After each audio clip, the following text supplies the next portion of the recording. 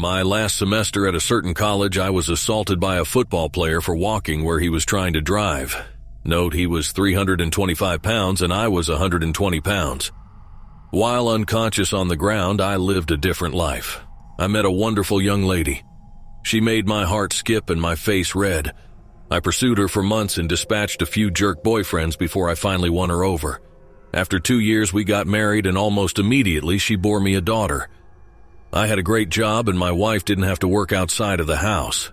When my daughter was 2, my wife bore me a son. My son was the joy of my life. I would walk into his room every morning before I left for work and doted on him and my daughter. One day, while sitting on the couch, I noticed that the perspective of the lamp was odd, like inverted. It was still in 3D, but just wrong. It was a square lamp base, red with gold trim on 4 legs and a white square shade. I was transfixed. I couldn't look away from it. I stayed up all night staring at it. The next morning, I didn't go to work. Something was just not right about that lamp. I stopped eating. I left the couch only to use the bathroom at first. Soon I stopped that too, as I wasn't eating or drinking. I stared at the fucking lamp for 3 days before my wife got really worried. She had someone come and try to talk to me. By this time, my cognizance was breaking up and my wife was freaking out. She took the kids to her mother's house just before I had my epiphany. The lamp is not real. The house is not real. My wife, my kids, none of that is real. The last 10 years of my life are not fucking real. The lamp started to grow wider and deeper. It was still inverted dimensions. It took up my entire perspective and all I could see was red. I heard voices, screams, all kinds of weird noises, and I became aware of pain, a fucking shit ton of pain. The first words I said were, "I'm missing teeth," and opened my eyes. I was laying on my back on the sidewalk surrounded by people that I didn't know. Lots were freaking out. I was completely confused. At some point, a cop scooped me up, dragged me across the sidewalk and grass and threw me face down in the back of a cop car. I was still confused. I was taken to the hospital by the cop. Seems he didn't want to wait for the ambulance to arrive and give CT scans and shit. I went through about 3 years of horrid depression.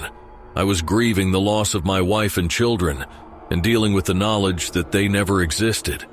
I was scared that I was going insane as I would cry myself to sleep, hoping I would see her in my dreams.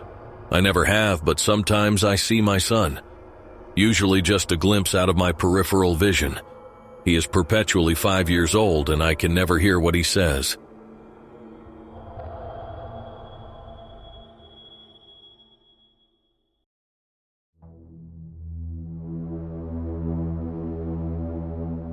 Me and my girlfriend have been living together in an apartment for 2.5 years. Everything has been normal until quarantine started, when I started noticing some odd things. For instance, for the last 3 weeks or so, my girlfriend has been putting sugar in her morning coffee, while throughout our entire relationship, she's always been very much against it. It may seem like a small detail, but she's always been complaining about how I don't know what real coffee is since I put quite a lot of sugar. On the first day that I saw her drinking coffee with sugar, I asked her why would she do that, and she looked at me weirded out and said something like, "What are you talking about? I've always been putting sugar in my coffee." I felt a bit confused for a moment, but then we started talking about some other things, so I didn't think any more about it until the morning after, when she did the exactly same thing and had once again the same reaction. Fast forward a few days and another odd thing happened. We were having sex and she suddenly suggested a sex pose that we had already tried once, but it had gone wrong and it hurt her a lot, so we had simply decided not to try it anymore. Naturally, I was very surprised with her suggestion and reminded her about the time when it went wrong, and she just completely dismissed it, saying that I probably mixed her up with some ex-girlfriend or that I was just tripping. We then did the pose, and we actually enjoyed it. Today, the weirdest thing happened, which is the reason I'm writing this post. In the afternoon, I was working at home. I'm employed as a PhD student at the computer science department of a university, when my GF asked me what's up with a guy who I've never heard of before. I asked her who is she referring to, and she said, "Well, it's that colleague of yours who you always talk about, the one from the company where you're employed at." I froze and asked her to repeat, and she said exactly the same thing all over again.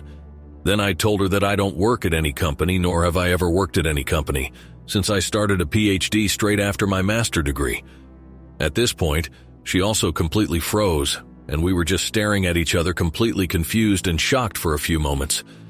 She then asked me what is going on, and I reminded her about the coffee thing and about the sex pose and that I don't know anymore what is going on. At this point, she started crying too and asked what is wrong with us. Neither of us nor anyone in both families have ever had any mental problems in the past. We don't know what to do about this. Can anyone explain what's wrong with us?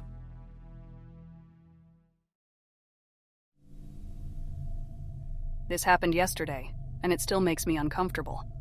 I was at the train station on my way back from work when I saw a couple. What drew my attention was the fact that they were speaking my language, so I looked at them. The woman was built and looked exactly like me, and I don't have a very common appearance for the country I live in, but about a decade older, and the man was an aged carbon copy of my current boyfriend. But what really set my creepy radar off was the following. She had the tattoo I always wanted to get, exactly where I wanted to get it. And it's a very personal design only my best friend knows about, so not a common tattoo. He was speaking my native language with a very distinctive accent of his home country, which is similar, but not the same as the way people from the country we live in speak my language. So I looked at them when they were facing the other way, feeling extremely creeped out. It was then that the woman turned around and saw me, freezing instantly as if she had seen a ghost. Then I finally managed to look away and run towards the exit. I really feel like I'm going insane here. It was as if I, remembered that exact moment and knew exactly when and where to look for me. I didn't tell anyone because I don't want them to think I'm completely nuts.